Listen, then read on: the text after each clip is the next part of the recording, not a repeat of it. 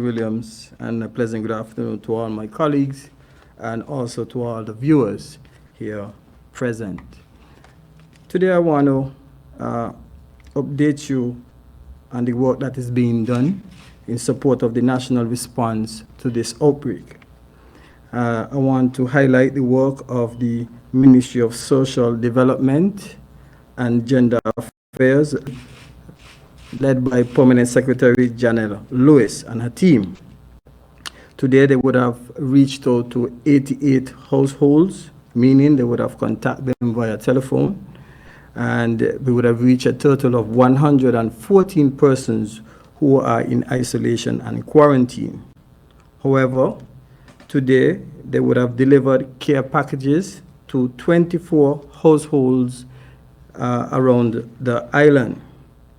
At this time, I want to pause and thank a number of persons who would have supported this initiative, in particular, social services officers, home care officers, community officers, drivers from the Ministry of Education, and the donors who would have donated to this cause.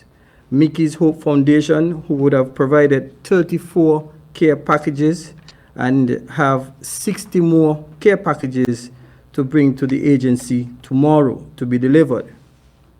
Tomorrow, it's our effort to deliver to some 60 plus households so that everyone can be reached.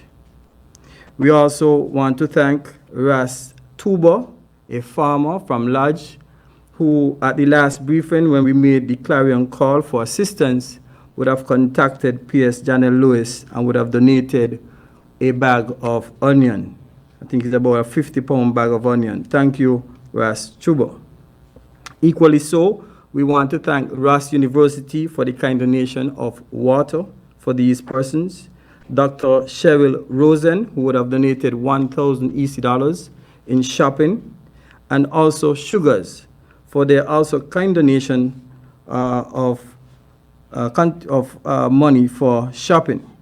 I also want to highlight the work of the Catholic Church in Sandy Point in providing cooked meals, and also the Moravian Church, who will also be participating in this social effort.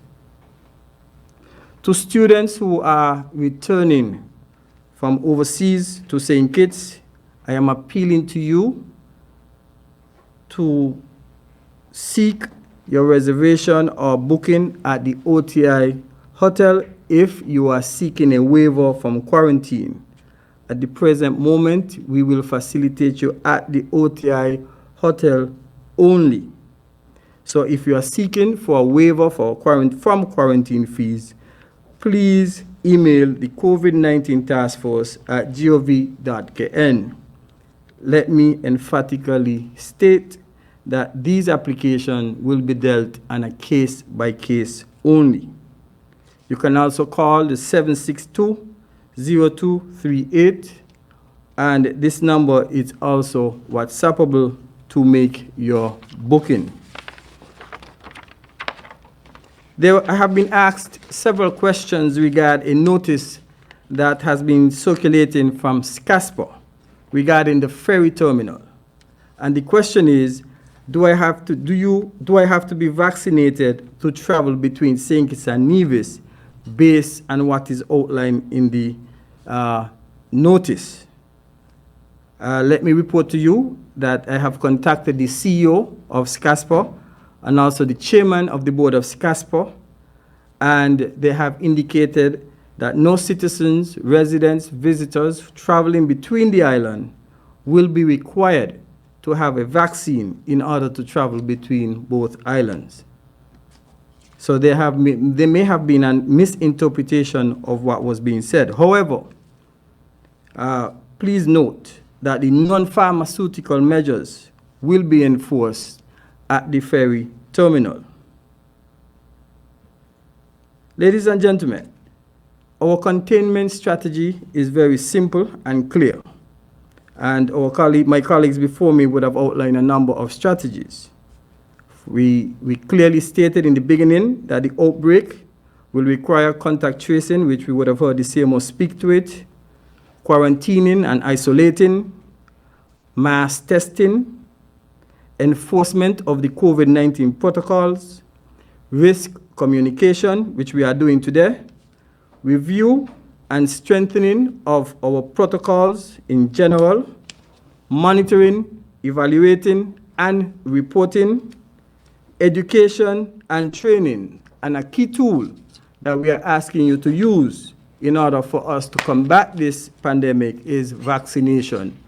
Those are the key points that we are using in our national containment strategy against this particular outbreak. So citizens and residents, we want to continue to commend the hard work of the frontline workers who are inoculating, contact tracing, who are also testing individuals, the officers who are on the ground also enforcing the protocols, those officers from various arms of the government who are providing the social support to the individuals who are in quarantine, and those who are calling to ensure that these individuals feel safe. We want to say a hearty thank you to you, and I also want to thank the Honorable Prime Minister and his cabinet for supporting these social efforts and interventions. This is a comprehensive response to the outbreak that we are now facing. However, I must highlight that Mr. Williams would have also added an additional hazard that we are facing. We have spoken about the dual hazard impact that we may face as the hurricane season starts in a few days. We now have another hazard, and that is of a drought. Citizens, we need to be prepared for this situation. We are a small island state, we're a twin island state, and our resources are minimal. Let us manage our resources carefully. With that said, please have a safe weekend, and I am seeking for all of our citizens and residents and visitors alike to ensure that they adhere to the COVID-19 protocols and cooperate with the officers who are doing their job. Thank you very much. And for those who did not get the care packages, I have been receiving calls about what happened to me. We are going to reach out to you tomorrow. We have 3 buses from the Ministry of Education that will be strategically placed throughout the island, and they will be carrying out these care packages to you. We will reach out to you by tomorrow morning thereabout. So have some patience, and we will get to you soon. Thank you, Mr. Williams.